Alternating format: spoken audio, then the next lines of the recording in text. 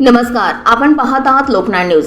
चंद्रपूर जिल्ह्यातील नागभीड तालुक्यातील कोरंबी गावाने आता राष्ट्रीय स्तरावर आपली छाप उमटवली आहे। फळबाग आणि तेंदू संकलनाच्या यशस्वी मॉडेलची दखल थेट मानवाधिकार आयोगाने घेतली आहे। नागभीड तालुक्यातील कोरंबी आणि बासाडा मक्कता या गावांना दिनांक 21 एप्रिल रोजी दुपारी 3 वाजता मानवाधिकार आयोगाचे विशेष निरीक्षक आर हेमंत कुमार यांनी भेट दिली। या भेटीदरम्यान त्यांनी गावातील फळबाग प्रकल्प आणि तेंदू संकलनातून वाढलेले उत्पन्न याची पाहणी केली। यावेळी मार्गदर्शन करताना त्यांनी सांगितले की शिक्षणामुळेच आपले हक्क मिळतात।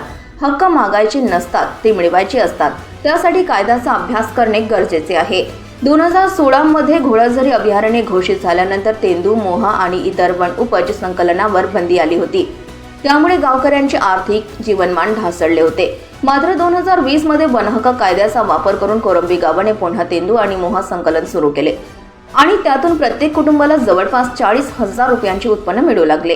कोरंबी गावाच्या या यशस्वी मॉडेलचा आदर्श घेत परिसरातील कसरला, रेंगातूर, सारंगड, धामणगाव, चक, किटाडी, मेंढा, हुमा, खडकी, खरबी या गावांनीही तेंदू आणि मोहा संकलन सुरू केले।